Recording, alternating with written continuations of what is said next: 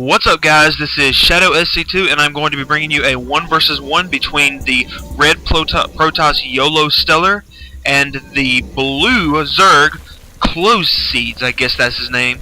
As you can see, this is a newer replay because I do have the very useful name panel up the top that does show the name, the color, and the food count. Now, I am very excited about this game for the main reason that it is on Tal'Darim Alter. This is a very cool map. It's a very large map. It is one of the GSL maps that was incorporated into the Blizzard playlist. So hopefully this will be a good game. This is I think a very good game. This is a very good map for Zerg versus Protoss because usually you'll see a lot of expansions from the Zerg player. You usually see him probably take this expansion first, his natural.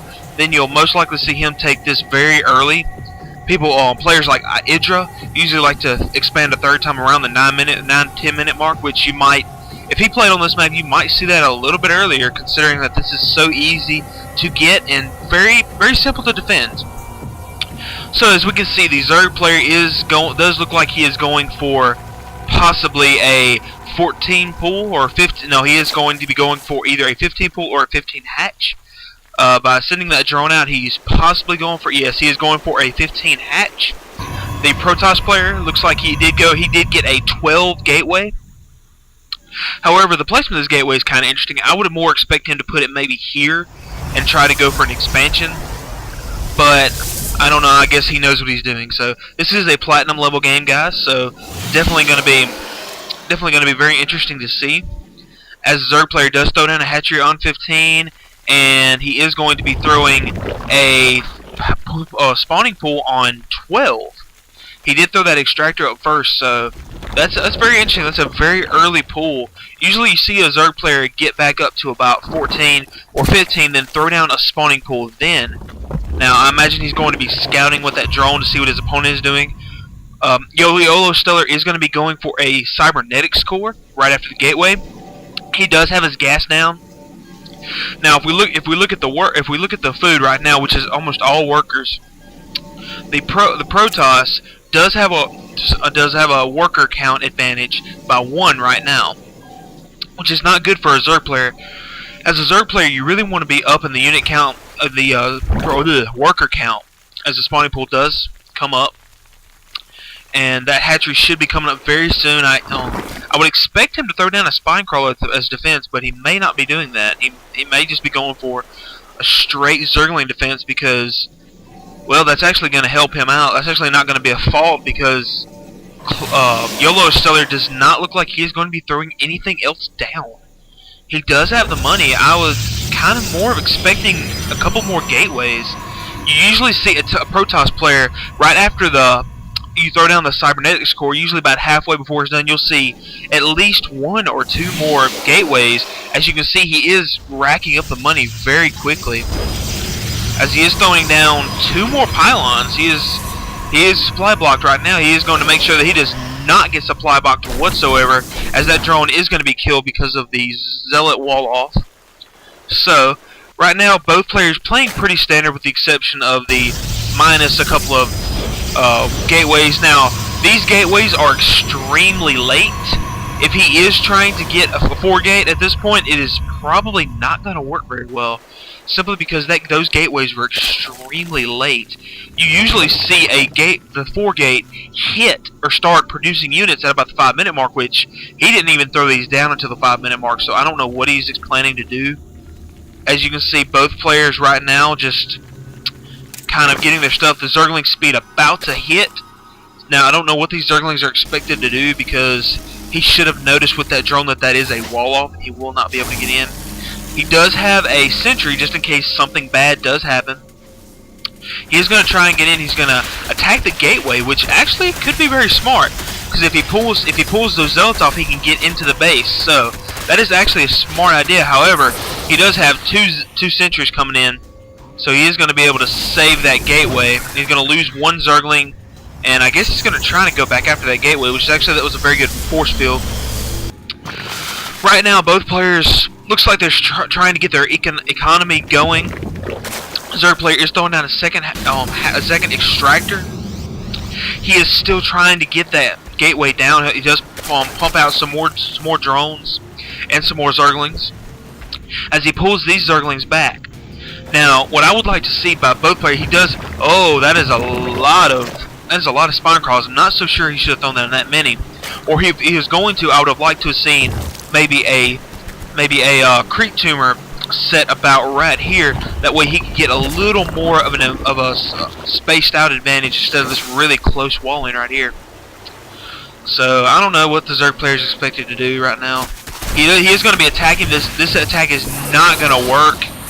Right now he is dealing with a lot of zealots and a lot of sentries, which is exactly right now. That's exactly what I would expect to see from the Protoss, considering that he knows that his opponent did go for a lot of zerglings quickly. So now he is trying a delayed 4-gate, which actually might work very well, considering that his opponent doesn't even look like his opponent has a Roach Warren yet. No, he does not. He's going straight for a Spire. Now, that is definitely not something I like. I definitely do not like to see the Zerglings Mutalisk against a Protoss. It just does not work very well. Simply because your opponent can get a lot of Stalkers and they will absolutely neutralize all of the Mutalisks unless you just have an extreme amount. He is repositioning his Spine Crawlers up at the top. That can be good or bad, just depending. Now he is gonna. Now it looks like yolostellar is going for an expansion. Now, right now, I will say that technically, this is not what you want to be doing with a Protoss right now. If you have all of this, you really want to be attacking. Now, this is going to be. This is a lot of Zerglings. These zealots should be able to take care of a lot of these Zerglings very easily. So, he as we see, closeads does have a pretty good defense. The only thing he really lacks that he really needs to have, you see his money is just stacking up, which will probably most definitely go down when he pumps in a lot of Mutalisks, or I would expect to see a lot of Mutalisks. And now you notice he does not have barely any saturation on that expansion, and that's going to result in a very close economic race. Right now, at this point of the game, let's see how many workers does he have? He has 30. He is actually behind on the worker count, which is not good considering how long he has had that expansion. Looks like most of the time he was very worried about an attack, which he should have been. However, he had to pump out a lot of Zerglings simply because he did not have any roaches. And seeing that he didn't have any roaches, he had to pump out a lot of Zerglings. That is why roaches are very instrumental and very key in a Protoss versus Zerg. And now he is starting to warp in some Dragoons, so that with the sentry should be able to take out these Mutalisks. He does have a decent amount. He does have 7. However, I don't really think that's going to be enough to do too much if he does have a good reaction time.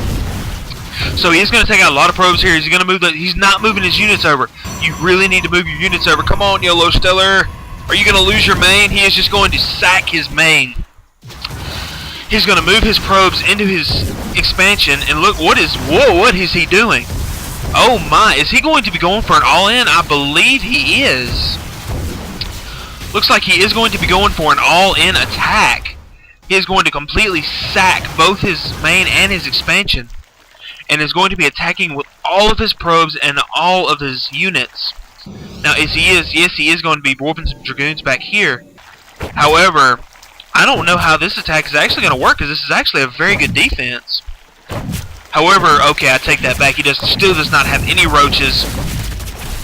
However, he does have a lot of Zerglings, and he does have a lot of Spine Crawlers. And then here comes the Mutalisks. Looks like this Protoss attack might fall unless he can take those Spore Crawlers out.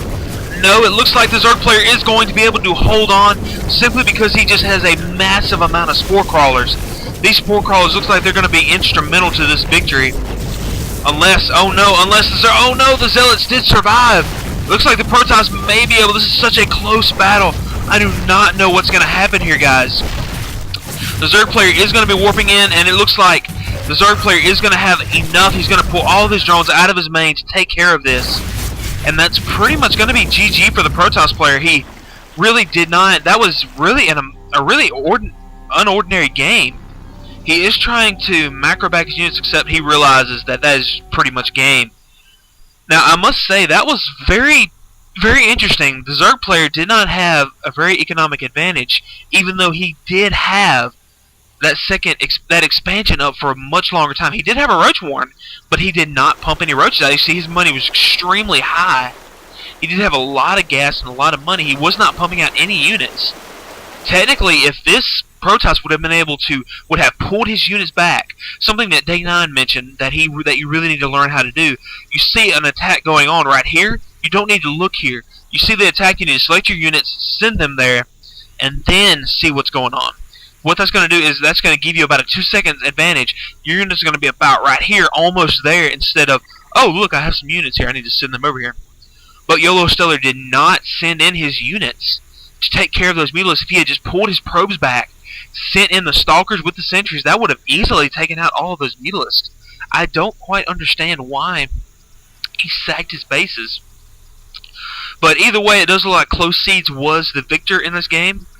He simply did harass, and looks like yolostellar just didn't make the right decisions, and closeads was able to take advantage of that. As you see, his economy was going to come right back up there. So thanks, guys. Really appreciate you watching this. If you like it, subscribe to me. Also, you need to subscribe to people like HD, Husky Starcraft, and Day 9. Day 9 is a very good caster. He does a lot of information. He's much smarter than pretty much any caster you'll find out there. He has a lot of knowledge from his 12 years of playing StarCraft. So thanks, guys, and I'll see you guys next time.